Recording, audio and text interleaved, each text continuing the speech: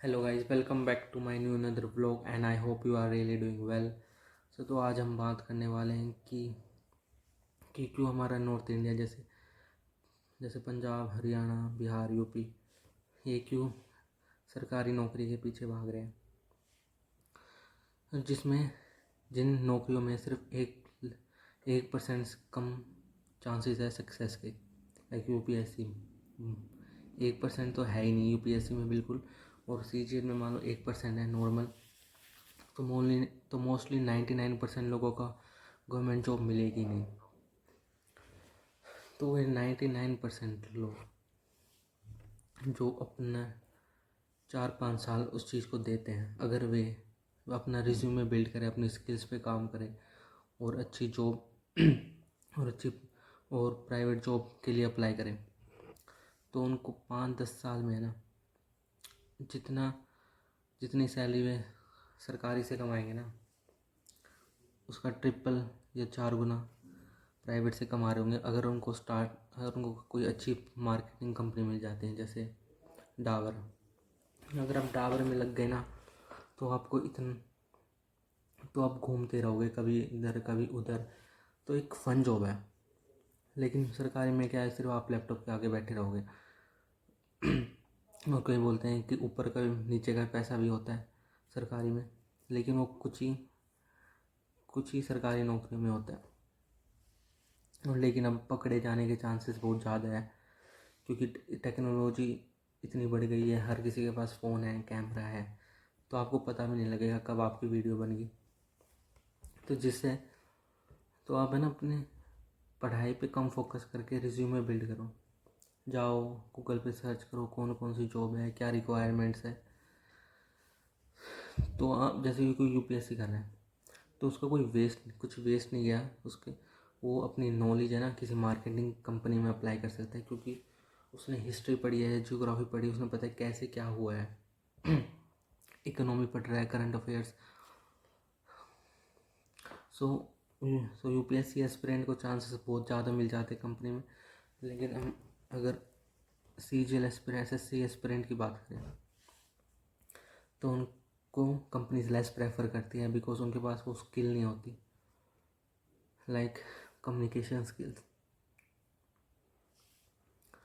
और reasoning skills, like knowledge about the current affairs with with with our own thoughts. सो एक यही है कि हमारे नॉर्थ इंडिया में, ये सिर्फ नॉर्थ इंडिया में मोस्टली, आप साउथ में जाओगे तो लोग प्रेफर नहीं करते। अगर क्योंकि पहले वे अपनी प्राइवेट या और कुछ किसी फील्ड में करते हैं, फिर साथ के साथ सरकारी की भी करते हैं। अब अगर आप बिज़नेस करना चाहते हो, तो पहले बिज़नेस करो कि अगर कर सकते हो तो। अगर आपके पास फंडिंग नहीं है, इन्वेस्टमेंट नहीं है, तो पहले अपने 5-10 साल जॉब को दो, पैसे इकट्ठे करो, नेटवर्किंग करो। अगर आपके पास अच्छे लोगों के साथ नेटवर्किंग है ना, तो वो इसलिए तो जो स्टार्टअप आप खोलोगे या कोई बिज़नेस, तो उसको इजीली फंडिंग कर सकते हैं ये लोग।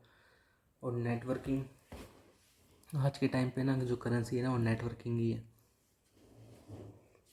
क्योंकि बहुत लोग हैं जो नेटवर्किंग से बहुत आगे बढ़ चुके हैं। जैसे अगर आप फैशन या मॉडलिंग में जाओगे, तो अगर आपको शूट्स चाहिए, तो आपकी नेटवर्किंग ही काम आएगी। आपके नेटवर्किंग के थ्रू आपको काम मिलेगा। अगर आप मॉडलिंग कर रहे हो और आप किसी से इंटरेक्ट नहीं कर रहे कि मेरे को अगर कोई शूट मिलेगा तो मैं करूँगा या तो नहीं, तो आप सक्सेसफुल हो ही नहीं पाओगे इस फील्ड में। और ऐसे ही ये सभी फील्ड में है, चाहे आप कुछ किसी फील्ड में भी हो।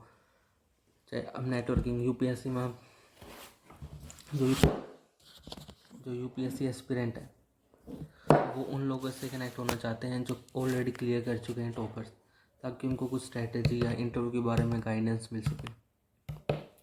सो this is also the networking. So आपको नेटवर्किंग करना आना चाहिए। और नेटवर्किंग जब भी होगी जब आपकी कम्युनिकेशन स्किल्स बहुत अच्छी होगी और आप बिना किसी फ़ायदे के लोगों से बात करोगे। अगर आप ये सोचते हो कि मैं इससे बात क्यों करूं, मेरा क्या फ़ायदा, तो कुछ सालों में आपके पास कोई नहीं होगा जब आपको किसी या प्रोफेशनल लाइफ में किसी की हेल्प चाहिए होगी। सो पढ़ाई कम करो और अपनी स्किल्स पे फोकस करो, अपनी कम्युनिकेशन स्किल्स पे फोकस करो, क्योंकि ये चीज़ है ना, कम्युनिकेशन स्किल्स एक महीने में नहीं आएगी, आपको सालों लग जाएंगे, साल भी लग सकते हैं, महीने भी लग सकते हैं, सालों भी लग सकते हैं। सो अपनी पढ़ाई के साथ साथ इन चीज़ों पर भी काम करो जो आपको फ्यूचर के लिए आपको सिक्योर करेगी। So that is for the today, we will meet you tomorrow with a new topic and with a new and with my own and with my thoughts. So that is for the today. Bye bye.